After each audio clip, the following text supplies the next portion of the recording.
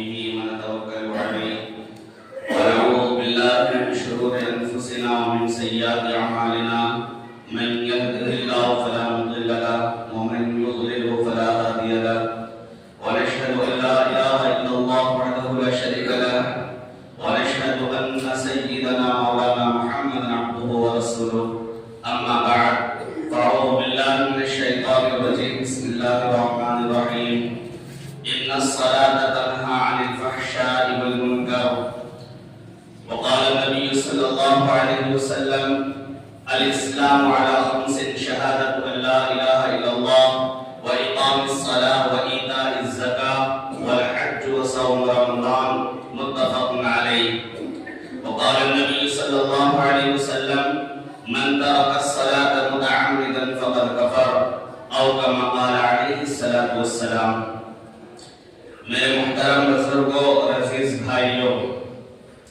ابھی میں نے خطبے کے بعد قرآن کریم کی ایک چھوٹی سی آیت تلاوت کی ہے۔ اس میں اللہ تبارک و تعالیٰ نے ایک اہم عبادت کا ذکر فرمایا ہے۔ اسی طرح نبی کریم صلی اللہ علیہ وسلم نے فرمایا کہ اسلام کی 5 بنیادی چیزیں ہیں: توحید، نماز، زکات، حج اور صوم رمضان۔ ان 5 ارکانوں میں دوسرا درجہ نماز کا ہے۔ نماز ایک ایسی عبادت ہے کہ اللہ رب العالمین کو بے انتہا محبوب ہے۔ حضرت عبداللہ ابن مسعود رضی اللہ تعالی عنہ فرماتے ہیں کہ ایک مرتبہ میں نے نبی کریم صلی اللہ علیہ وسلم سے دریافت کیا کہ اللہ کے رسول صلی اللہ علیہ وسلم، اللہ کے نزدیک سب سے زیادہ محبوب عمل کون سا ہے؟ آپ صلی اللہ علیہ وسلم نے فرمایا کہ نماز۔ اللہ تبارک و تعالیٰ کے نزدیک نماز محبوب ہونے کی ایک وجہ یہ ہے کہ نماز ایک ایسا گلدستہ ہے کہ جس میں دیگر تمام عبادات کے تھوڑے تھوڑے نمونے پائے جاتے ہیں۔ زکات میں کیا ہے کہ اللہ رب العالمین کی رضا کی خاطر مال کو وقف کرنا۔ نماز میں اللہ تبارک و تعالیٰ کی رضا کی خاطر جان قربان کرنا ہے۔ اللہ تبارک و تعالیٰ قرآن کریم میں فرماتے ہیں قُلْ إِنَّ صَلَاتِي وَنُسُكِي وَمَحْيَايَ وَمَمَاتِي لِلَّهِ رَبِّ الْعَالَمِينَ۔ کہ نبی جی آپ فرما دیجئے کہ میری نماز اور میری قربانی، میرا مرنا اور جینا سب اللہ رب العالمین کے لیے ہے جو تمام جہانوں کا پالنہار ہے۔ حج میں کیا ہے؟ حج نام ہے پکارنے کا۔ نماز کے اندر مانگنا بھی ہے اور پکارنا بھی ہے۔ فرمایا ربنا آتنا فی الدنیا حسنۃ وفی الآخرۃ حسنۃ وقنا عذاب النار۔ روزے میں کیا ہے کہ روزے میں اللہ تبارک و تعالیٰ کی رضا کی خاطر کھانا پینا وغیرہ چھوڑنا۔ نماز میں اللہ تبارک و تعالیٰ کی رضا کی خاطر اللہ اکبر کر کر ساری دنیا کو چھوڑ کر ایک مالک حقیقی کی طرف متوجہ ہو جانا ہے۔ تو معلوم ہوا کہ نماز مخ العبادات ہے، یعنی تمام عبادات کا مغز ہے۔ نماز کے اللہ رب العالمین کے نزدیک محبوب ہونے کی ایک وجہ یہ بھی ہے کہ اللہ تبارک و تعالیٰ نے اپنے لاڈلے حبیب سرور کونین آقا مدنی محمد رسول اللہ صلی اللہ علیہ وسلم کو بے بہا نعمتوں سے نوازا، لیکن اکثر تحفے اللہ تبارک و تعالیٰ نے فرش پر عطا فرمائے، لیکن جب نماز کی باری آئی تو اللہ تبارک و تعالیٰ نے اس عظیم الشان تحفے کو فرش پر عطا نہیں فرمایا، بلکہ اس عظیم تحفہ کو عطا فرمانے کے لیے اللہ تبارک و تعالیٰ نے اپنے محبوب کو عرش پر بلایا، اور عرش پر بلا کر اللہ تبارک و تعالیٰ نے اس عظیم الشان تحفہ عطا فرمایا، جس کو قرآن کریم اس طرح بیان کرتا ہے۔ اللہ تبارک و تعالیٰ فرماتے ہیں سبحان الذی اسریٰ بعبدہ لیلا من المسجد الحرام الى المسجد الاقصى الذي باركنا حوله لنريه من آیاتنا۔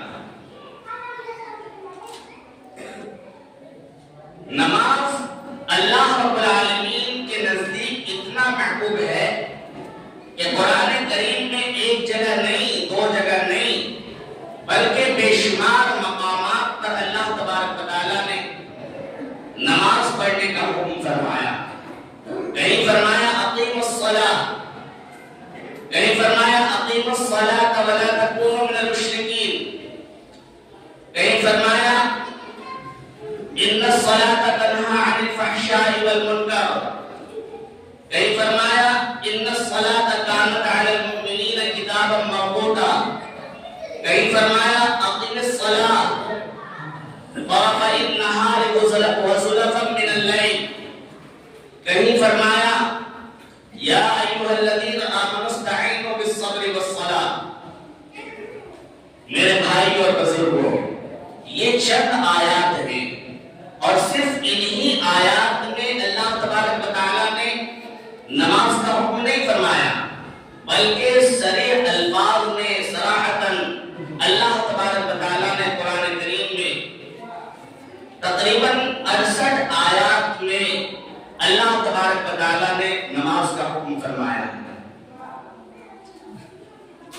احادیث شریفہ میں اللہ کے رسول صلی اللہ علیہ وسلم نماز کے متعلق کیا فرماتے ہیں؟ اللہ کے رسول صلی اللہ علیہ وسلم نے فرمایا اول ما يحاسب به العبد يوم القيامة الصلاة فإن صلحت صلح سائر عمله وإن فسدت فسد سائر عمله۔ اللہ کے حبیب صلی اللہ علیہ وسلم کی حدیث ہے، فرماتے ہیں کہ کل قیامت کے دن سب سے پہلے نماز کے بارے میں پوچھا جائے گا۔ اگر نماز صحیح نکلی تو باقی اعمال بھی صحیح نکلیں گے، اور اگر نماز میں خرابی یا کمی نکل آئی تو باقی اعمال بھی خراب نکلیں گے۔ ایک دوسری حدیث میں اللہ کے رسول صلی اللہ علیہ وسلم فرماتے ہیں الصلاة عماد الدین فمن اقامها اقام الدین ومن هدمها هدم الدین، کہ نماز دین کا ستون ہے، جس نے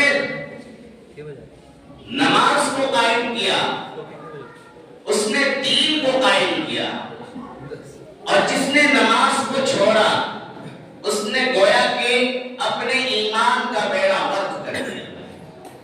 ایک اور حدیث میں اللہ کے رسول صلی اللہ علیہ وسلم فرماتے ہیں قرۃ عینی فی الصلاۃ، کہ میری آنکھوں کی ٹھنڈک نماز میں ہے۔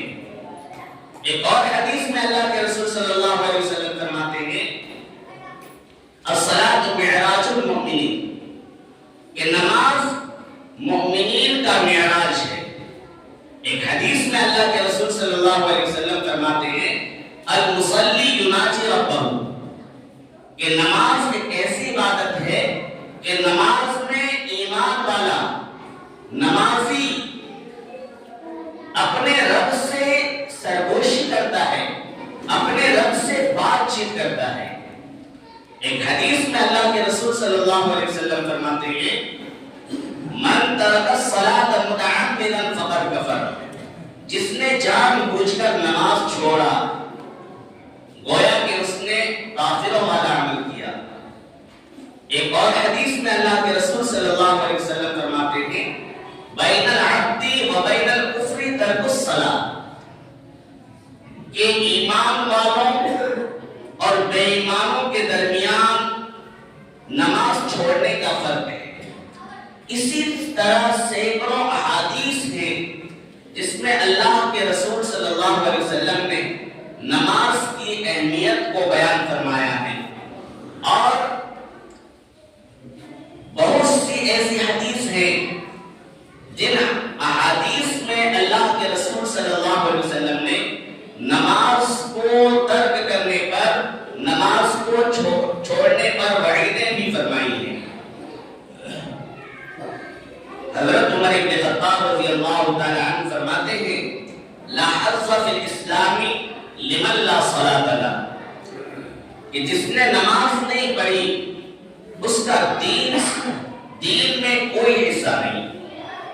میرے بھائی اور بزرگوں، نماز اتنی اہم عبادت ہے، آپ حضرات ان احادیث سے سمجھ گئے ہوں گے۔ نماز کے بغیر کوئی شرائع کام نہیں ہے۔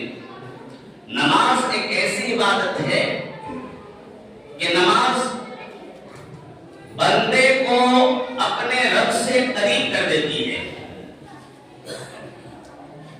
نماز ایک ایسی عبادت ہے کہ نماز کی حالت میں بندہ اپنے رب کے سب سے زیادہ قریب ہوتا ہے۔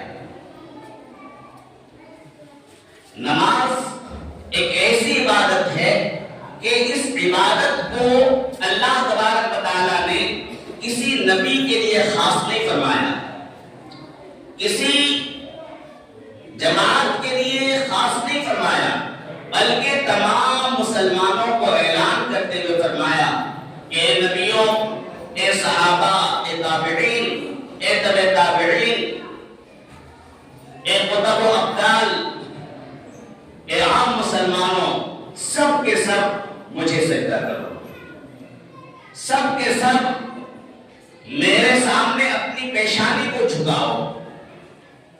میرے بھائی اور بزرگوں، نماز کے بغیر کوئی شرائع کام نہیں ہے۔ نماز کے بغیر کوئی انسان کسی مرتبے کو حاصل نہیں کر سکتا ہے۔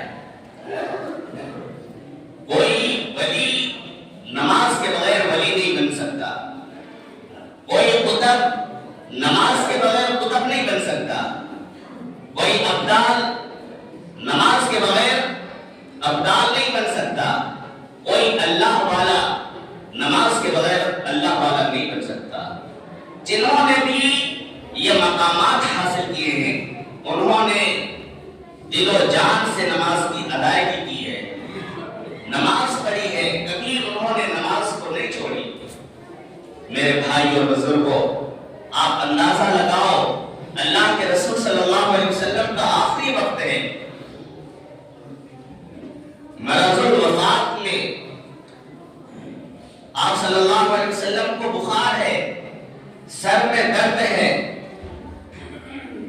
آپ صلی اللہ علیہ وسلم پوچھتے ہیں کہ کیا نماز ہو گئی؟ حضرات صحابہ کرام رضوان اللہ علیہم اجمعین عرض کرتے تھے کہ نہیں یا رسول اللہ، ابھی آپ کا انتظار ہے۔ شدید مرض کی وجہ سے اور مرض کی شدت کی وجہ سے آپ صلی اللہ علیہ وسلم کو بار بار غشی ہو جاتی ہے، لیکن جب بھی آپ صلی اللہ علیہ وسلم کو ہوش آتا ہے، آپ صلی اللہ علیہ وسلم وضو کا پانی طلب فرماتے ہیں۔ آخر ایک مرتبہ آپ صلی اللہ علیہ وسلم نے وضو فرمایا اور دو صحابہ حضرت عباس رضی اللہ تعالی عنہ اور ایک اور صحابی کے سہارے آپ صلی اللہ علیہ وسلم مسجد میں اس طرح تشریف لے گئے کہ ٹھیک طریقے سے آپ کے قدم مبارک زمین پر جمتے بھی نہیں تھے۔ میرے بھائی اور بزرگوں، آپ صلی اللہ علیہ وسلم نے آخری وقت میں مرض الوفات میں کئی وصیتیں فرمائی ہیں۔ ان وصیتوں میں ایک وصیت یہ بھی تھی الصلاۃ وما ملکت ایمانکم، کہ لوگوں نماز کی اور اپنے ماتحتوں کے اپنے غلاموں کا خاص خیال رکھنا۔ میرے بھائی اور بزرگوں، حضرات صحابہ کرام رضوان اللہ علیہم اجمعین نے اللہ کے رسول صلی اللہ علیہ وسلم کی اس وصیت پر اس قدر اہتمام فرمایا کہ نماز کی خاطر اپنی جانیں قربان کر دی۔ ہم سب کو معلوم ہے کہ حضرت عمر بن خطاب رضی اللہ تعالی عنہ نماز پڑھ رہے ہیں، نماز کی حالت میں آپ کو شہید کر دیا گیا۔ حضرت عمر بن خطاب رضی اللہ تعالی عنہ نماز پڑھتے پڑھتے شہید ہو گئے۔ حضرت امام حسین رضی اللہ تعالی عنہ کے بارے میں کون نہیں جانتا ہے کہ حضرت امام حسین رضی اللہ تعالی عنہ نے دشمنوں کے نرغے میں نماز پڑھی۔ حضرت عباد ابن بشر رضی اللہ تعالی عنہ ایک صحابی ہے، وہ نماز میں مشغول ہیں، نماز پڑھ رہے ہیں اور دشمن اس صحابی رسول پر تیروں کی بارشیں کر رہا ہے، لیکن وہ صحابی رسول اللہ سے اس قدر ان کا تعلق ہے، اس قدر متوجہ ہیں کہ پورا بدن لہو لہان ہو جاتا ہے، لیکن نہ کوئی درد اور نہ کوئی تکلیف اس صحابی رسول کو محسوس ہوئی۔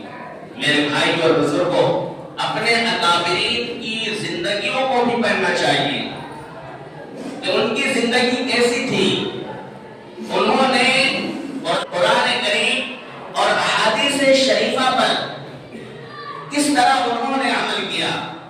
میرے بھائی اور بزرگوں، ان کے نزدیک بھی نماز سب سے زیادہ محبوب تھی، نماز ان کے نزدیک سب سے زیادہ محبوب عمل تھا۔ حضرت امام اعظم ابو حنیفہ رحمۃ اللہ علیہ، ان کے بارے میں آتا ہے انہوں نے 50 سال تک عشاء کی وضو سے فجر کی نماز پڑھی، عشاء کی وضو سے فجر کی نماز پڑھی۔ حضرت شیخ عبد الواحد رحمۃ اللہ علیہ، ان کے بارے میں آتا ہے 40 سال تک عشاء کی وضو سے انہوں نے فجر کی نماز پڑھی۔ حضرت سعید ابن المسیب رحمۃ اللہ علیہ کے بارے میں آتا ہے کہ انہوں نے بھی 50 سال تک عشاء کی وضو سے فجر کی نماز پڑھی۔ حضرت ابو المعتمر رحمۃ اللہ علیہ کے بارے میں آتا ہے کہ انہوں نے 40 سال تک عشاء کی وضو سے فجر کی نماز پڑھی۔ اور یہ بات 1 2 3 4 لوگوں سے ثابت نہیں، شیخ ابو طالب مکی رحمۃ اللہ علیہ فرماتے ہیں کہ 40 تابعین سے یہ بات ثابت ہے کہ یہ حضرات عشاء کی وضو سے فجر کی نماز پڑھتے تھے۔ شیخ عبد الواحد رحمۃ اللہ علیہ کے بارے میں آتا ہے کہ ایک روز نیند کا غلبہ اتنا ہوا کہ اوراق و وظائف چھوٹ گئے۔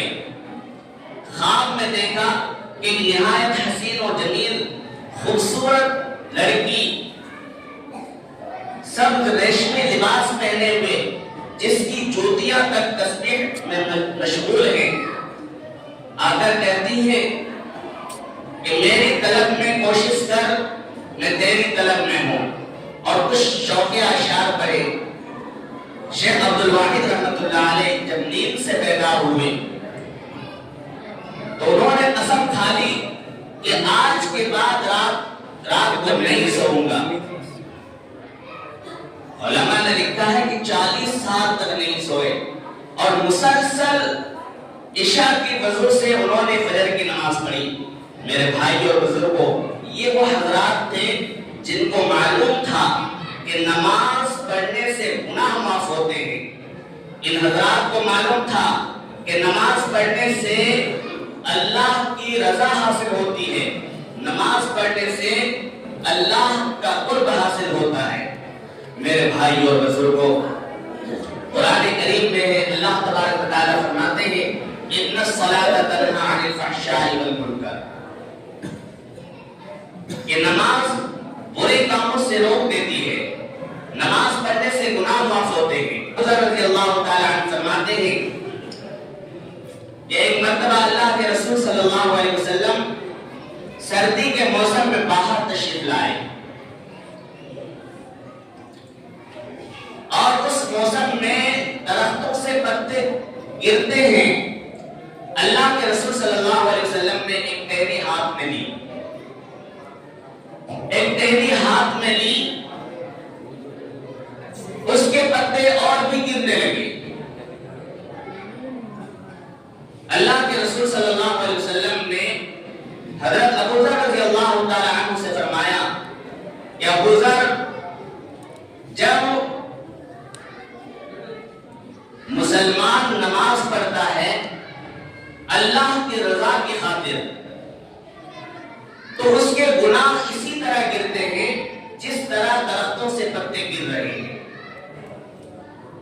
فتحافتوا ذنوبہ، کہ اس کے گناہ اسی طرح گرتے ہیں جس طرح درختوں سے پتے گر رہے ہیں۔ مسلم شریف کی ایک روایت ہے، حضرت جابر رضی اللہ تعالی عنہ راوی ہے، حضرت جابر رضی اللہ تعالی عنہ جو راوی ہیں وہ کہتے ہیں کہ اللہ کے رسول صلی اللہ علیہ وسلم فرماتے ہیں کہ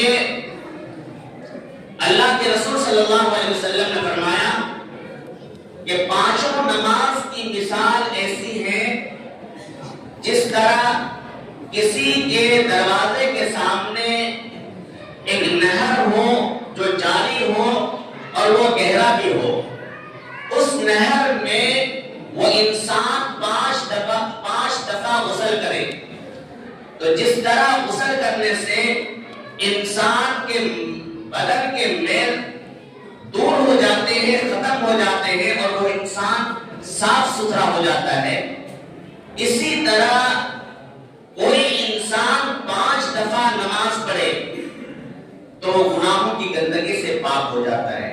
باقی باتیں انشاءاللہ آئندہ جمعے کو اللہ رب العالمین ہم سب کو عمل کی توفیق عطا فرمائے۔ وآخر دعوانا الحمدللہ رب العالمین۔